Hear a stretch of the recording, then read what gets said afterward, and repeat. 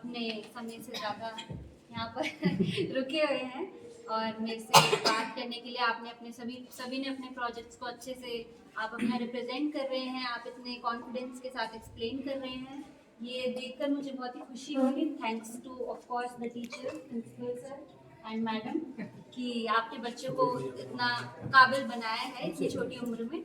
मतलब जब मैं आपकी उम्र की थी तो मैं तो सोच नहीं सकती थी कि मैं इतने अच्छे से अपनी चीज़ें एक्सप्लेन करूँगी।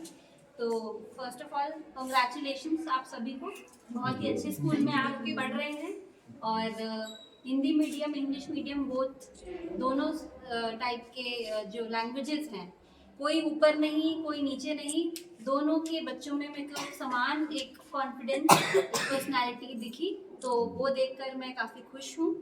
और ये अटल टिंकरिंग लैब क्योंकि सभी स्कूलों में नहीं होते हैं, तो आप अपने आप को लकी मानिए कि इनोवेशन के लिए आपका जो सीड्स ऑफ इनोवेशन है वो स्कूल टाइमिंग से ही आपके अंदर बोए जा रहे हैं। तो उसके लिए आप अपने आप को लकी मानिए और इस प्लेटफॉर्म का जितना इस्तेमाल कर सकते हैं उसका उतना ही इस्तेमाल आप कीजिए।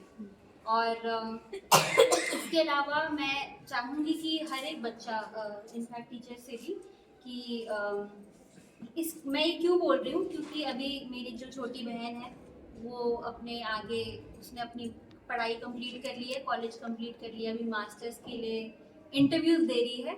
तो आपको भी मैं अपने छोटे भाई बहन को समझ के एक एडवाइस देना चाहूँगी कि आप अपनी क्लासेस में सुबह जब स्कूल आते हैं तो न्यूज़पेपर, करंट अफेयर्स, उसके बारे में सर थोड़ा एक बढ़ावा मतलब स्कूल लेवल से ही होना चाहिए।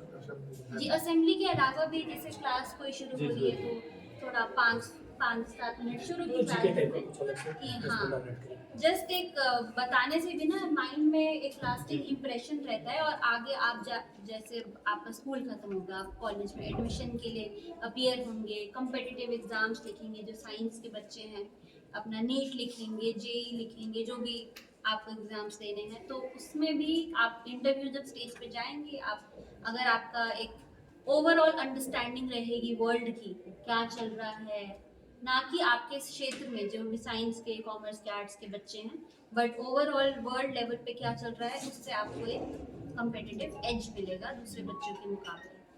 तो वो मैं आप में प्रमोट करना चाहूँगी।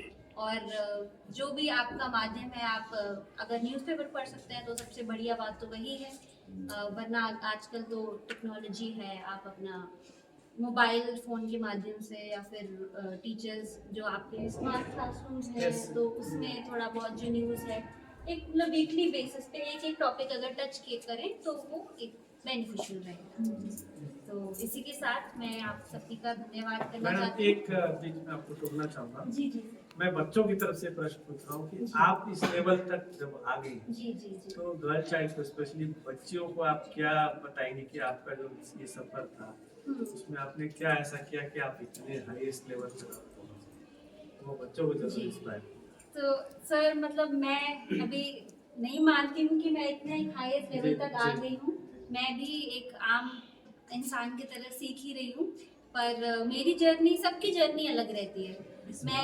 मैं खुद दिल्ली से ही बिलोंग करती हूँ, मेरा जन्म दिल्ली में ही हुआ था, मेरे माँ बाप भी दिल्ली के रहने वाले हैं।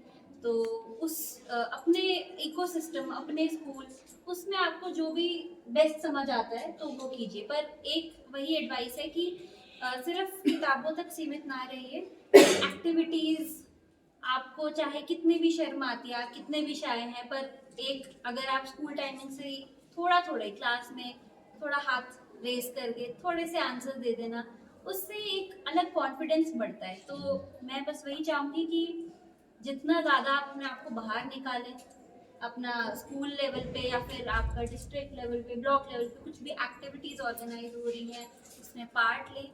मुझे पता है बोलना आसान है, स्कूल टाइम पे मैं भी बहुत शाय थी, इंट्रोवर्ट थी, और मैं इमेजिन नहीं कर सकती थी कि आज मैं आप लोगों के सामने आपको एड्रेस कर रही होंगी, आपको कुछ अपनी लाइफ की लर्निंग से कुछ शिक्षा दे रही होंगी, कुछ सीख दे रही होंगी।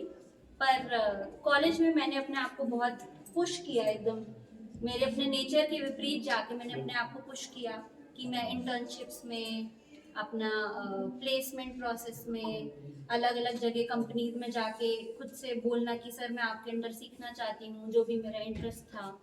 तो वो सब मैंने किया और उसी से मुझे कॉन्फिडेंस मिला। फिर मैंने इकोनॉमिक्स में अपनी बैचलर्स करी कॉलेज में, दिल्ली यूनिवर्सिटी में, DU में। फिर उसके बाद मेरे को थोड़ा सोशल सेक्टर और जो ग्राउंड रियलिटीज़ है उसमें इंटरेस्ट था। फिर मैंने मास्टर्स करी, मास्टर्स इन सोशल वर्क। वो देश का एक रिनाउंड कॉलेज है, Tata institute of social sciences. Mumbai में भी है, गुवाहाटी में भी है। आई थिंक टोटल 5 है ना मैम पूरे इंडिया में? जी जी। तो मैंने गुवाहाटी वाले कॉलेज से मैंने अपना मास्टर्स किया। उसके बाद मैंने बहुत सारे सेक्टर्स में ट्राई किया। जैसे पहले मैं शिपिंग इंडस्ट्री में थी, वहाँ पे मैं शिप्स के कैसे शिप्स जाती हैं, उनका कैसे कैलकुलेट होता है, उनका जो फ्रेट होता है, जो चार्जेस होते हैं, वो सब थोड़ा कैलकुलेशन वाला काम किया। वो करके मज़ा नहीं आया। फिर मैंने थोड़ा एडिटिंग, प्रूफ रीडिंग, इंग्लिश में creative writing, Hindi creative writing, वो सब लिखा, उसमें भी मज़ा नहीं आया। फिर मैंने और एक्सप्लोर किया।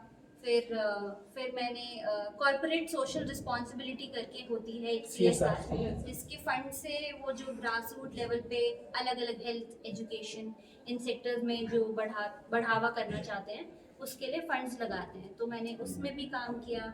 फिर एंड में मैं अभी 2 साल से नीति आयोग जो पॉलिसी थिंक टैंक है, पहले नीति आयोग को प्लानिंग कमीशन बोला जाता था, जो पंचवर्षीय योजनाएं निकालता था। फिर अभी मैं 2 साल से नीति आयोग में काम कर रही हूँ। तो कीप एक्सप्लोरिंग, जो आपको जिसमें नहीं मज़ा आ रहा है, हर चीज़ को थोड़ा थोड़ा टाइम दीजिए समझने का। अगर आपको नहीं लगता है कि आप उसके लिए बने हैं, तो आप आगे बढ़कर एक्सप्लोर करते रहिएगा, तभी आपको अपना पाथ मिल जाएगा। तो इसी के साथ मैं समाप्त करती हूँ।